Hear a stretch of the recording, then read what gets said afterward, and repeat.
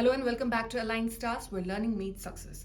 This video lecture is about introduction and basic concepts of civil engineering surveying, and this is the continuation of the previous video lectures held on the same subject and on the same topic, and they're already up on the channel. You can watch them before watching this video, right? So let's begin.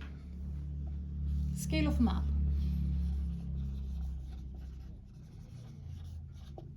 What do we mean by a scale of a map? See, if you recall the previous discussions as held in the previous video lectures, wherein I told you that the basic objective of surveying is to survey an area and to prepare its plan or map in office. After doing computations in office, we prepare plans and maps. And these plans and maps are used for various purposes like planning and designing of the project, computation of areas and volumes, and other purposes, right? So, when the basic objective of civil engineering surveying is to prepare a plan or a map of an area, we must know what do we mean by the scale of a map, right? So scale of a map is the ratio of the distance marked on the map to the corresponding distance on the ground. So this is a ratio between the distances as marked on the map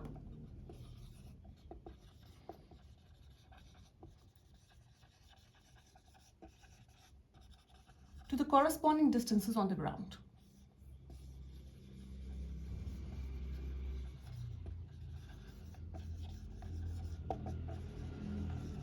Right?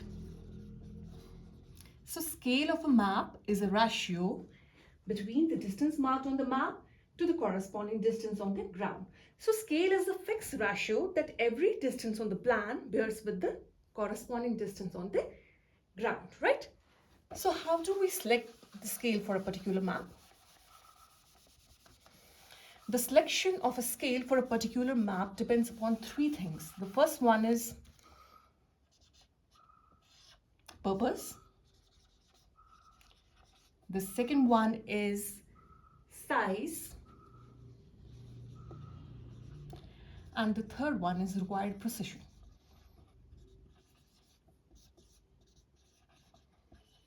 So the scale of a particular map depends upon three things. The first one is purpose of plotting. The second one is size of plotting. And the third one is required precision of plotting, right? And in general, the scale should not be large enough so that in plotting or in scaling distances from the map, it should not be necessary to read the scale closer than 0.25 mm. Right? And a good draftsman can plot any length to an accuracy within 0.25 mm. Right? And on the other hand, the scale of the map should not be larger than what is required to represent the features with sufficient precision.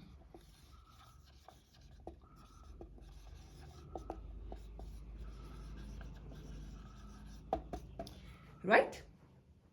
The scale of the map should not be larger than what is required to represent the features with sufficient precision.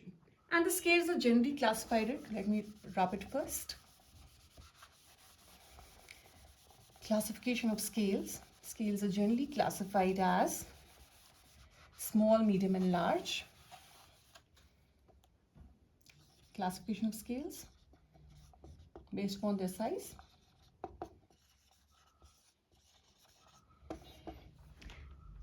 Scales are generally classified as large, medium, and small. Large scale, medium scale, and small scale. So when can we say a scale is large? When 1 centimeter is equal to 10 meter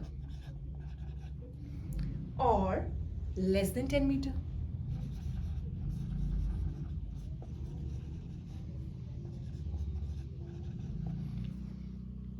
Medium, when 1 centimeter is 10 to 100 meters.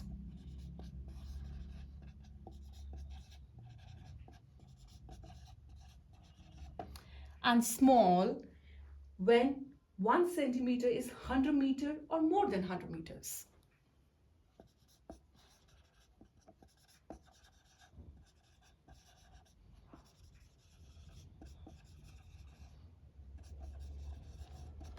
Right? So scales are generally classified as large, medium, and small. And large scale is when 1 centimeter is equivalent to 10 meters or less than 10 meters. Medium when 1 centimeter is equal to 10 meters to 100 meters. And small when 1 centimeter is equal to 100 meters or more than 100 meters. And for most of the engineering projects, the scale varies from 1 centimeter is equal to 2.5 meters to 100 meters. Let me write it down for you.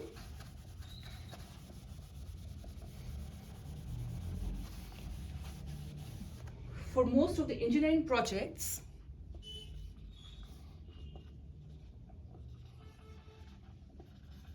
we generally choose a scale wherein 1 centimeter is equivalent to 2.5 meter to 100 meters.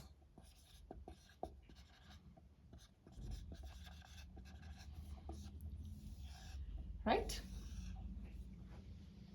And small scale topographical maps are usually drawn to a scale of 1 centimeter is equal to 1 kilometer. Topographical maps, right? And a scale of 1 centimeter is equal to 5 meter to 50 meter is generally used for plans prepared for subdivision of land. Let me write it down for you. Plans which we use for subdivision of land are prepared to a scale of 1 centimeter is equal to 5 meters to 50 meters. Right? So this was about the scale of a map. Now we'll study about representation of scale.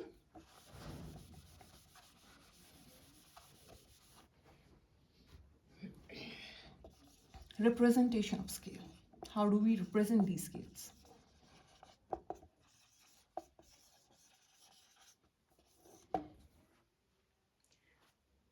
We have three methods by which we can represent the scale of a map, and these are engineer scale, representative fraction, and the graphical scale. Engineer scale, representative fraction,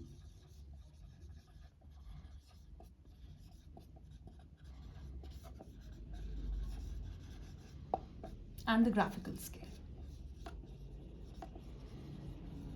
Right?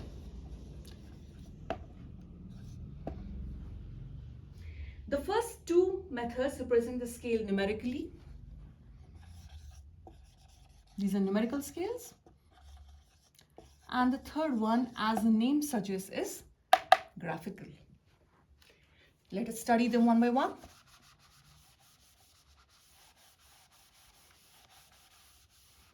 Engineer scale.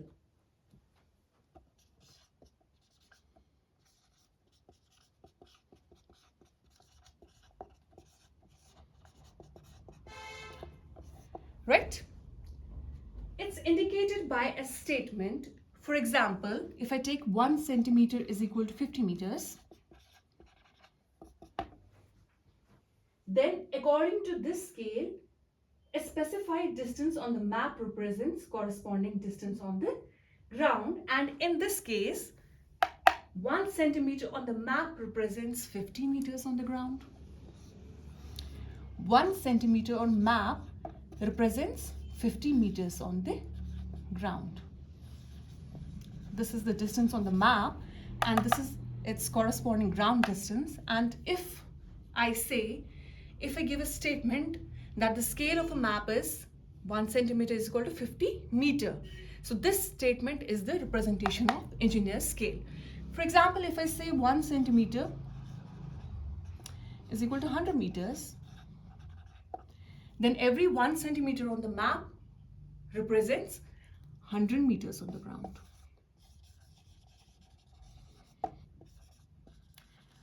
This is the corresponding distance on the map, and this is the distances. These are the distances on the ground, right? So engineer scale is indicated by a statement.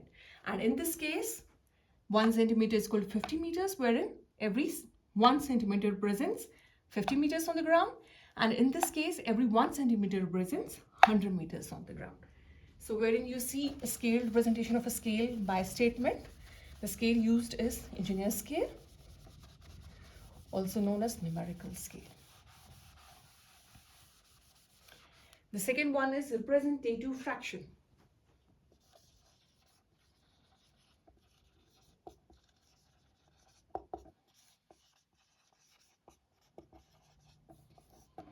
Representative fraction, it is indicated by a ratio.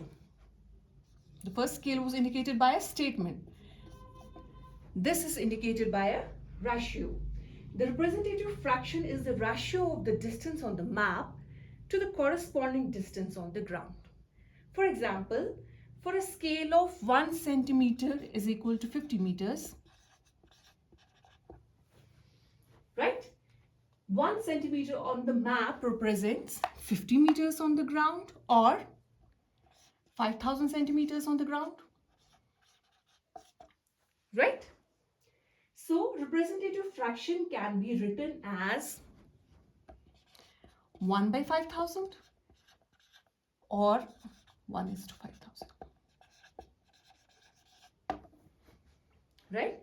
So this is representative fraction, wherein we represent a scale by a ratio, and the representative fraction is the ratio of the distance on the map to the corresponding distance on the ground. And in this case, if I take 1 centimeter is equal to 50 meters, that means 1 centimeter is equal to 50 meters on the ground or 5,000 centimeters on the ground, and I'll indicate it by this ratio, which is the representative fraction, 1 by 5,000 or 1:5,000, right? And it must be noted that larger the denominator of the representative fraction, the smaller is the scale of the map. The larger the denominator of the representative fraction, the smaller is the scale of the map.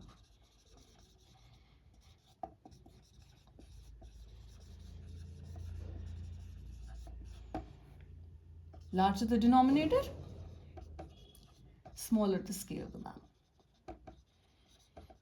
Right? This must be noted. This was about representative fraction. Now let's move on to graphical scale.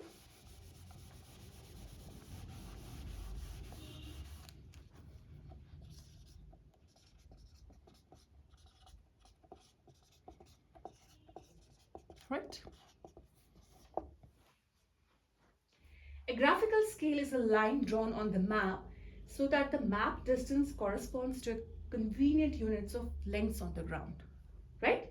So graphical scale is a line drawn on the map. This scale we usually draw on the map itself.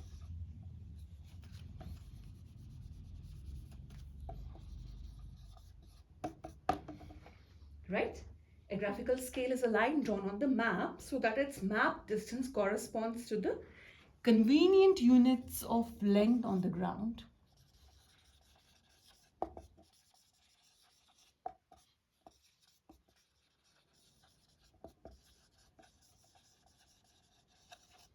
Right? And a graphical scale is constructed on the map by drawing a line and marking the ground distances directly on it.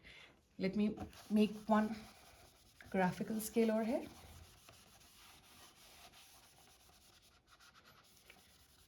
The first two scales, engineer scale and the representative fraction, are also known as numerical scales, and the third one, graphical scale, as the name indicates, is graphical. Let me draw one for you. For example,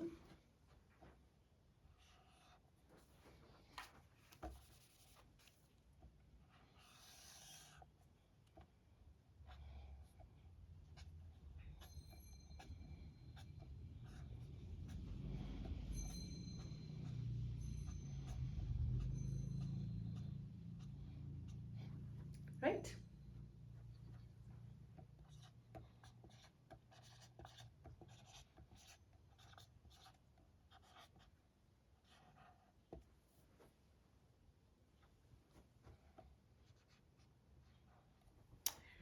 This is one form of the graphical scale.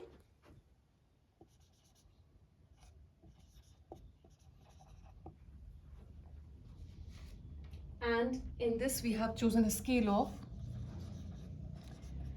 1 centimeter is equivalent to 5 meters. And the representative fraction will be 1:500, right? This is the engineer scale. This is the representative fraction, and I have drawn a graphical scale, and the graphical scale is a scale which we draw directly on the map, right? For example, if I have to represent a distance of say 35 meters on the scale, it will be like this.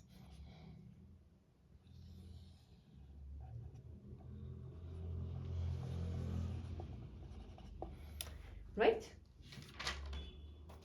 So this figure shows a graphical scale corresponding to a scale of 1 centimeter is equal to 5 meters, and in this case a line 12 centimeter long has been drawn, and it is divided into 6 equal parts, each one being 2 centimeters, right?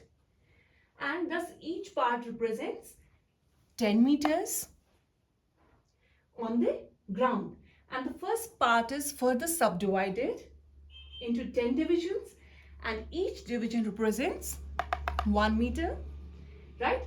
And the units of measurement must always be written on the graphical scale. Units of measurement must always be written on the graphical scale, right? And the graphical scale has the advantage that over numerical scales, that the distances on the maps can be determined by actual scaling.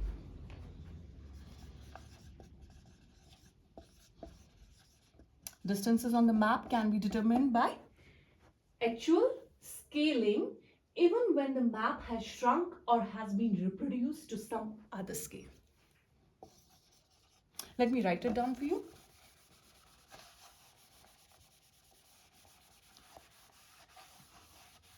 This graphical scale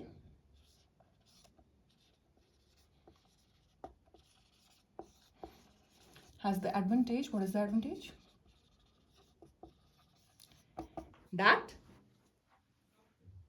the advantage of the numerical scales is that the distances on the map can be determined by actual scaling,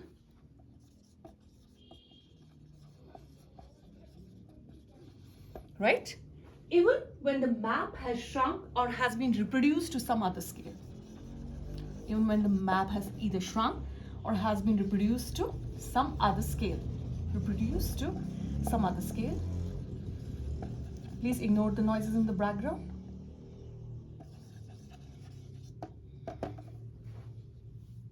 So in such cases, the graphical scale also changes with the map, and therefore the ratio remains unaffected. So this was the advantage of graphical scale over numerical scales, that we can measure the distances by actual scaling from the map, and even when the map has shrunk or it has been reduced to some other scales, the ratio remains unaffected, right? So now let's study difference between plan and a map.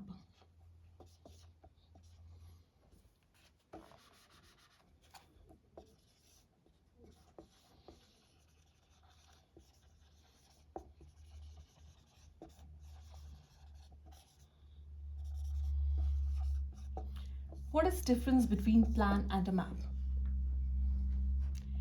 Let's study plan first. A plan graphically represents the features on or near the Earth's surface as projected on the horizontal plane.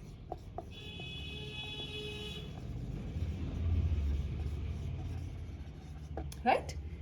So a plan graphically represents the features on or near the Earth's surface as projected on a horizontal plane, and as a plan represents the area on a horizontal plane, the horizontal distances are measured between 2 points on the Earth's surface, right?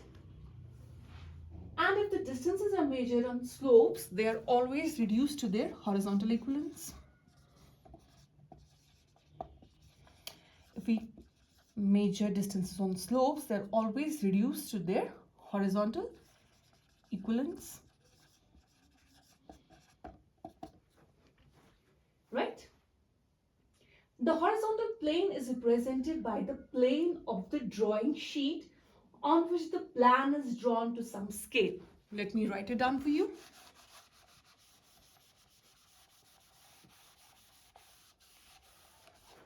The horizontal plane is represented by the plane of the drawing sheet.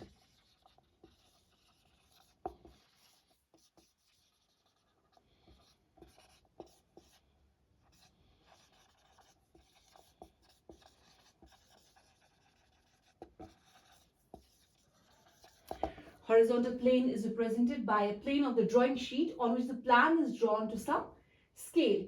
However, as we know that the Earth's surface is curved, it cannot be truly represented on a plan without distortion. Some distortion is inevitable. And in plane surveying, as we know that the areas involved are relatively small as compared to geodetic surveying, and the Earth's surface may be regarded as a flat plane without much error. The plan therefore is constructed by usual orthographic projections. Let me write it down for you. Plan is constructed by usual orthographic projections, right?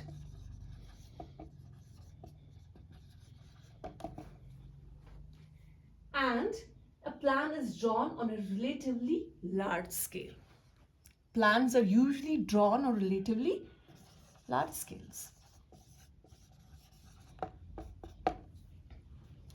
So this was about plan. Now let's study about map.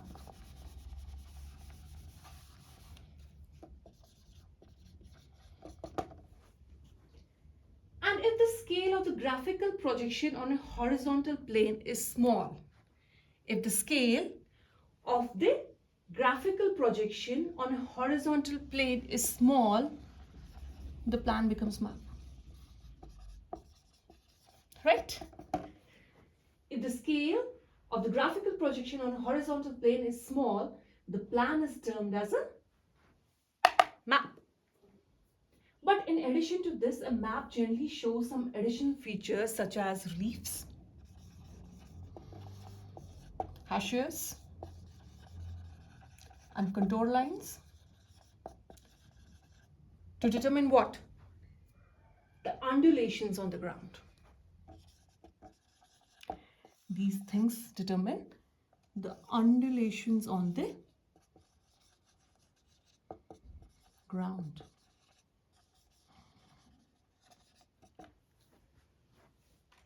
So when the scale of the graphical projection on a horizontal plane is small, the plan becomes a map, or is termed as a map.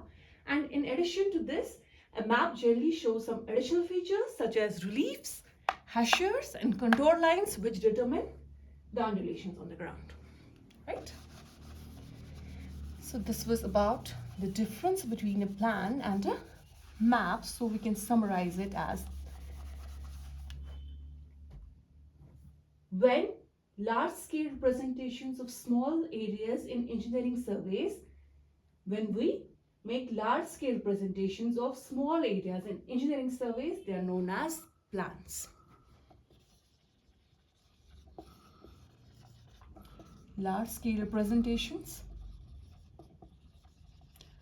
of small areas in engineering surveys are known as plans, whereas the small scale representation of large areas are known as maps. Let me write it down for you.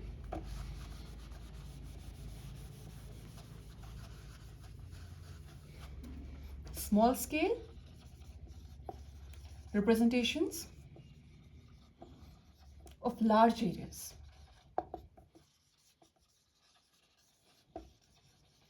are known as maps.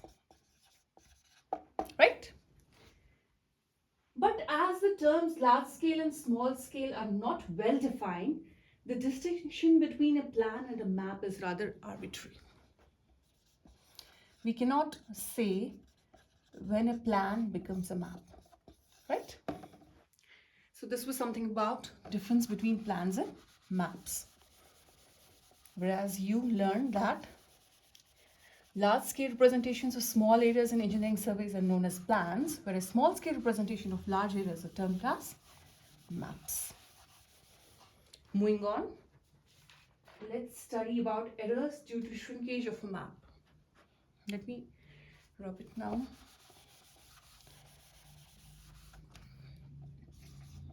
Errors due to shrinkage of a map.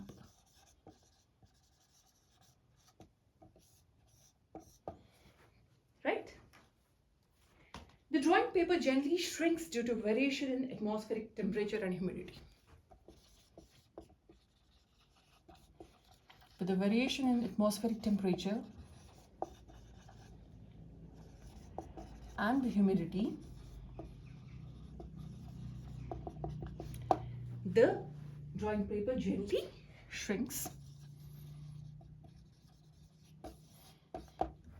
Right? And consequently, all the lines marked on the map shrink to some extent, and lengths as measured from the map after shrinkage of a map are not the correct distances.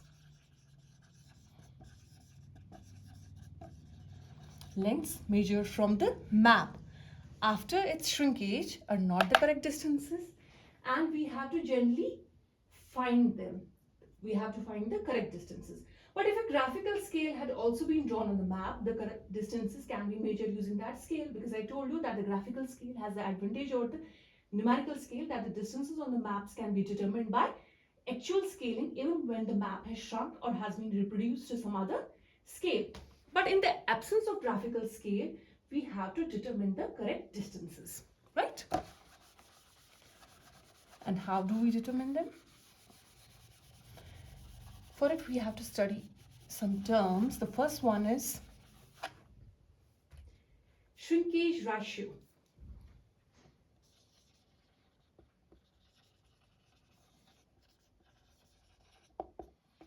Right?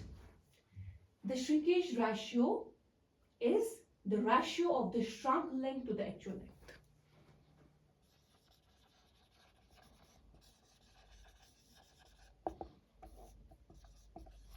The ratio between shrunk length to the actual length of the distances as marked on the maps, that's known as shrinkage ratio, and it must be noted by the students that it's always less than unity.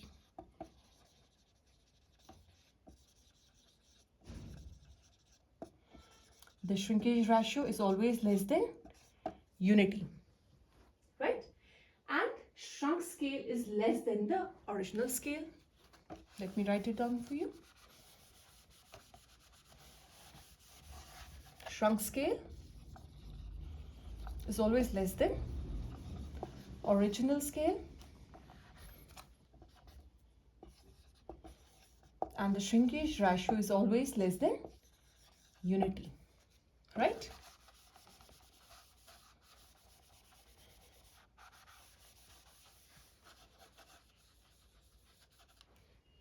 Shrunk scale can be represented as, it is equivalent to original scale and the multiplication of shrinkage factor.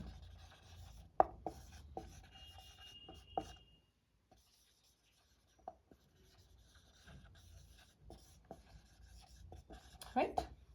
Shrunk scale is equal to original scale multiplied by shrinkage factor, and if I express them as ratio, as representative fractions, I may write it like so.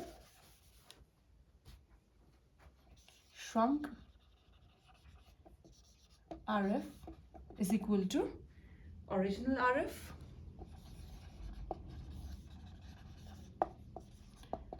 and multiplication of shrinkage factor. Right?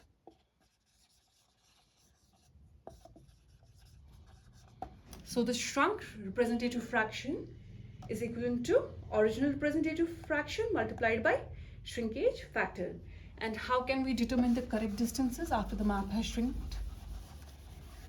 Correct distance will be equal to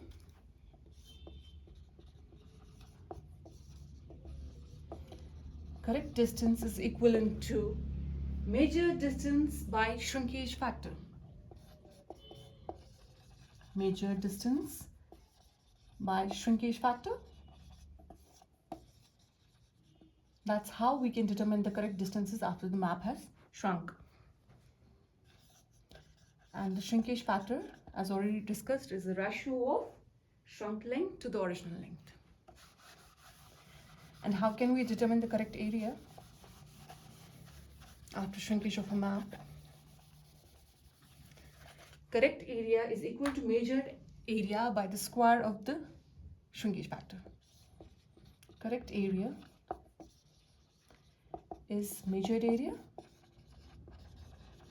divided upon square of the shrinkage factor, right? This is how we can determine the correct distances and areas after the map has shrunk. And how do these maps shrink? Due to variation in the atmospheric temperature, humidity, etc. Right? Let's move on.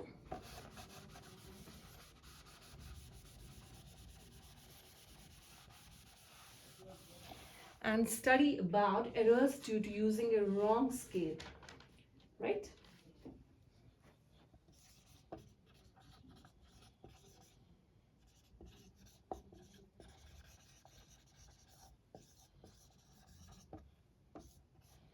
As already discussed, scale is the ratio that every distance on the map bears with the corresponding distance on the ground. And if we, use a wrong scale, how can we adjust the errors? Let's study in this section. Let me illustrate it for you. See, if a wrong scale is used to measure the length of a line drawn on the plan, the measured length will not be correct.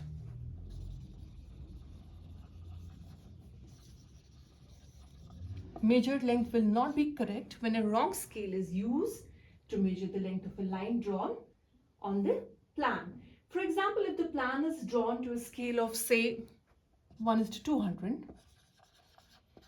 this is the original scale, and by mistake we used a scale of 1:250 to measure the distances, then every measured distance of 25 centimeters will be actually 20 centimeters on the plan.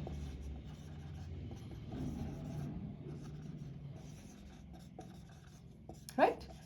If the correct scale was 1:200 and by mistake we use the scale of 1:250, then every measured 25 centimeter on the plan will be actually 20 centimeters on the plan, right? So how can we adjust these errors and how can we measure the correct lengths and areas if a wrong scale is used? Let me tell you. Then correct length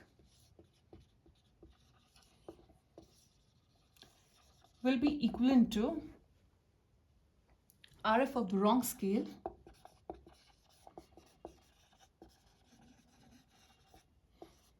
upon RF of the correct scale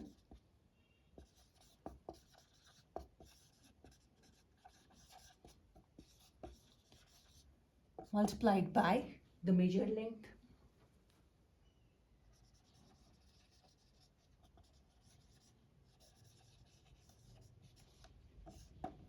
Right? The correct length will be RF of the wrong scale, the representative fraction of the wrong scale by representative fraction of the correct scale multiplied by the measured length. And the correct area will be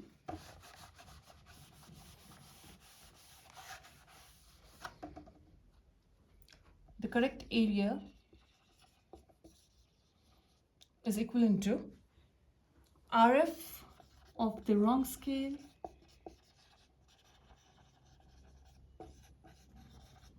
upon RF of the correct scale, the square of these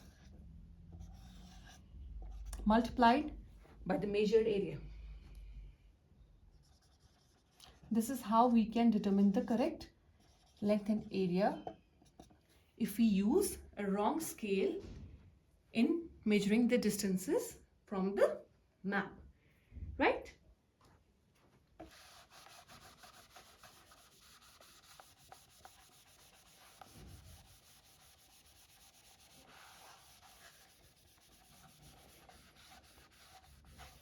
With this, we conclude today's video lecture. I hope it was informative.